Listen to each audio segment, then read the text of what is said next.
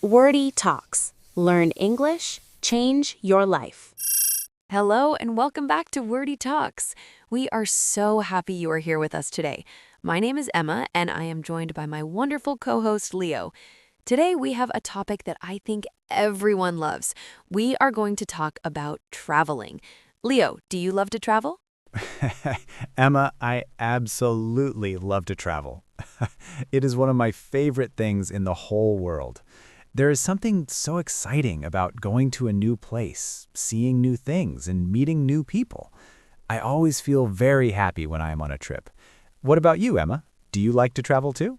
Yes, I love it so much.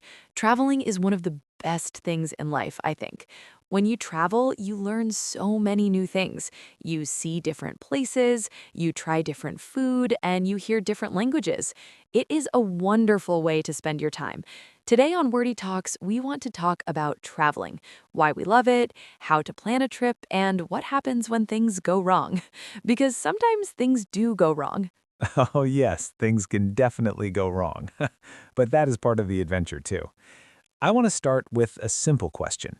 Where do people usually travel to?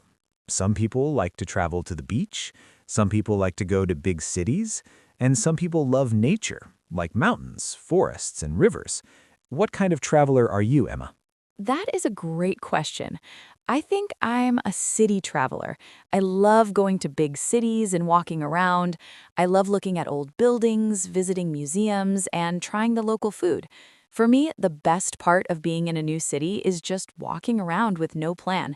You never know what you're going to find. Do you prefer the city or nature, Leo? Hmm, I think I prefer nature, actually. I love going to places with beautiful landscapes. That means places where the natural scenery is very beautiful, like mountains with snow on top, or a beach with clear blue water. There is something very peaceful and calming about being in nature. You feel far away from the busy city life and all its stress. Just thinking about it makes me feel relaxed. Me too.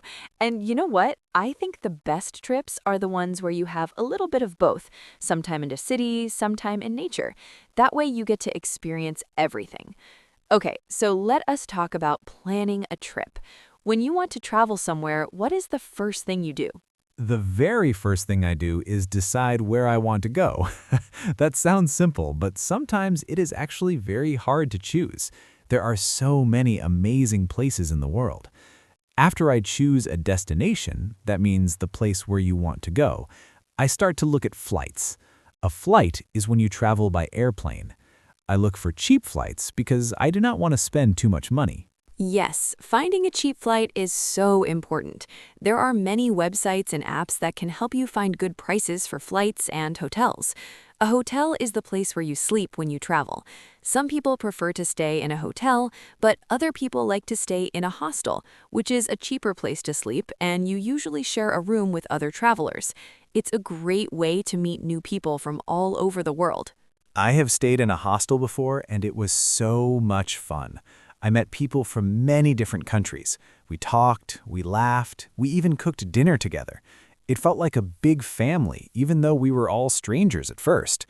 A stranger, by the way, is someone you do not know. But in a hostel, strangers quickly become friends. That is so true. And I think that's one of the most beautiful things about traveling. You meet people you never expected to meet, and sometimes those people become very important in your life.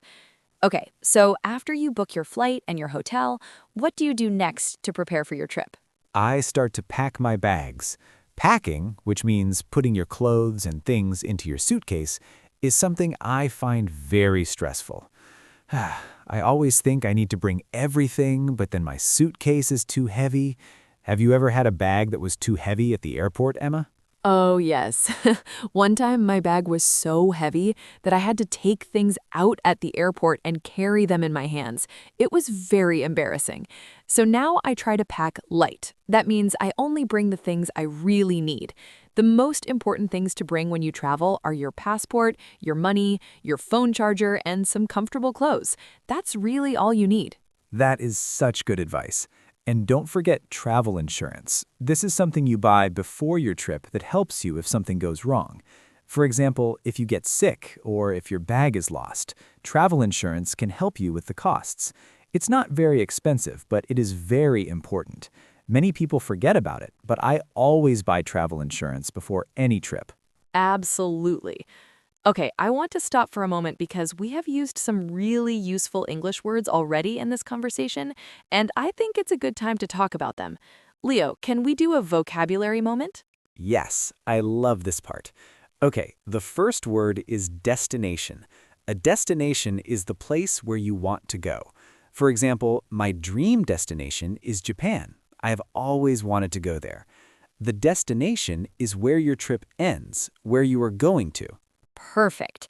And the second word is to pack or packing. To pack means to put your things, your clothes, your shoes, your toothbrush, into a bag or a suitcase before you travel. You might hear someone say, I need to pack my bag tonight because my flight is tomorrow morning.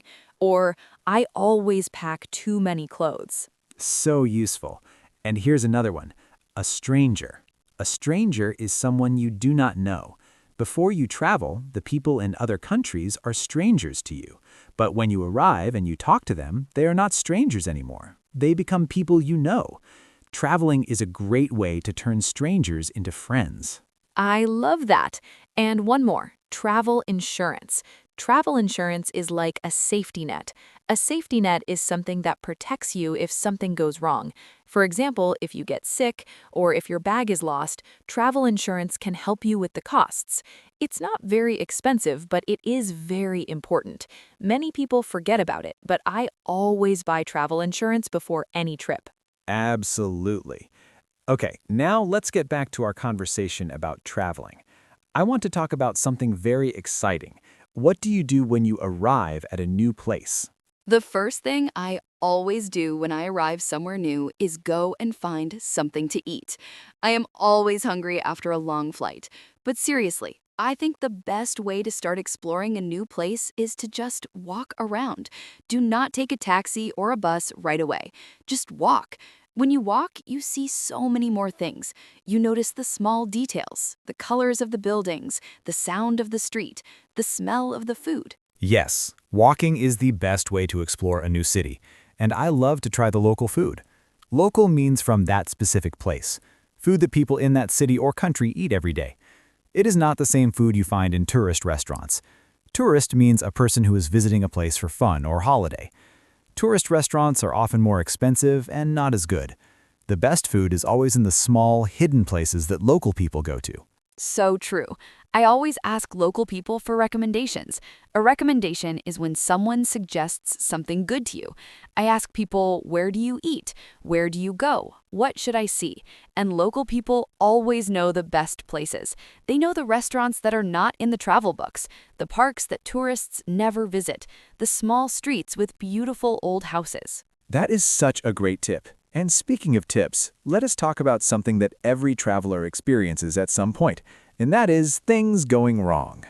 Because no matter how well you plan, sometimes unexpected things happen. Unexpected means something you did not know was going to happen. A missed flight, a lost bag, a hotel that is nothing like the photos. Yes, the hotel that looks completely different in real life. I think every traveler has a story about something going wrong. I once arrived at my hotel and they told me my booking was not there. I had the email confirmation. That's the email they send you to say, yes, your room is booked. But the hotel said they had no record of my reservation. I was so stressed. What did you do? That sounds really scary, especially in a foreign country. A foreign country is a country that is not your home country, a country where you are a visitor. I stayed calm. Well, I tried to stay calm. I showed them my email confirmation on my phone, and eventually they found my booking. It was a mistake in their computer system, but that experience taught me something very important. Always keep a copy of all your bookings. Save them on your phone so you can show them even without internet. And always be polite when there's a problem, because people are more likely to help you if you are kind and patient. That is such wise advice. And I think that connects to something bigger, the attitude you bring to traveling. Attitude means the way you think and feel about something. If you travel with an open attitude, meaning you are ready to accept new things even when they are different or unexpected, you will always have a better experience. Problems become adventures when you have the right attitude. I completely agree with that. And I think traveling teaches you to be more flexible. Flexible means able to change your plans when you need to. At home, we often follow the same routine every day. But when you travel, everything can change very quickly. Your flight might be delayed, the museum might be closed, the restaurant you wanted might be full, and you have to just find another way. And usually that other way turns out to be even better than the original plan. That is so true. Some of my best travel memories are from things that went wrong. One time in Portugal, I got completely lost. I had no map, my phone had no battery, and I could not find my hotel. I walked for 2 hours in the wrong direction, but in those 2 hours, I found a beautiful little market, I had the most delicious sandwich of my life, and I watched a street musician who was absolutely incredible. If I had not got lost, I would have missed all of that. That story is so perfect. Getting lost can actually be a wonderful thing when you're traveling. Now, I also want to talk about traveling on a budget. A budget means the amount of money you have to spend. Not everyone can spend a lot of money on travel, and that's completely fine. There are so many ways to travel without spending much money. You can look for cheap flights, stay in hostels, cook your own food sometimes, use public transport instead of taxis, and visit free museums and parks. Yes, and one of my favorite budget travel tips is to travel in the low season. The low season means the time of year when fewer tourists visit a place, usually not in the summer holidays. Prices for flights and hotels are much cheaper in the low season, and there are fewer crowds too. A crowd is a large group of people in one place. Famous tourist attractions can be very crowded in summer, but in the low season, you can enjoy them much more peacefully. Brilliant tip.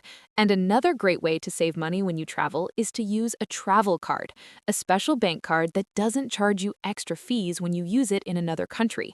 Many regular bank cards charge extra money every time you pay in a different currency. Currency means the money used in a particular country. For example, in the United Kingdom, we use pounds. In Europe, many countries use euros, and in Japan, they use yen. Very useful to know. And I also want to mention one more thing before we close. Learning a few words in the local language of the country you are visiting. Even just a few basic words like hello, thank you, and sorry can make such a difference. Local people really appreciate it when you try to speak their language, even if you only know 3 words. It shows respect. And respect means that you value and honor something or someone. That is such a lovely point to end on. Traveling and language learning go hand in hand. They go together perfectly. When you travel, you want to communicate with people in their own language. And when you learn a language, like you're doing right now by listening to Wordy Talks, you open the door to so many more places and experiences in the world. Exactly. And if you're enjoying learning English with us here on Wordy Talks, it would mean so much to us if you hit that subscribe button right now, wherever you're listening. We put out a new episode every single week with real conversations just like this one, and we would absolutely love to have you back with us next time. We really would. And remember, every time you listen to an episode of Wordy Talks, you're not just learning English words. You're learning about the world, about people, about ideas. You're becoming a more confident and more open person, just like traveling does. So keep listening, keep learning, and keep exploring both the world and the English language. Beautifully said, Emma. So, to finish, traveling is one of the most exciting and rewarding things you can do in life. It teaches you so much about other cultures, about people, and about yourself. And even if you can't travel right now, you can always travel through language and stories. That's what we're here for at Wordy Talks, to take you on a journey every single episode. I love that. Thank you so much for spending this time with us today. I'm Emma. And I'm Leo. Safe travels, everyone, and we'll see you in the next episode of Wordy Talks. Wordy Talks. Learn English, change your life.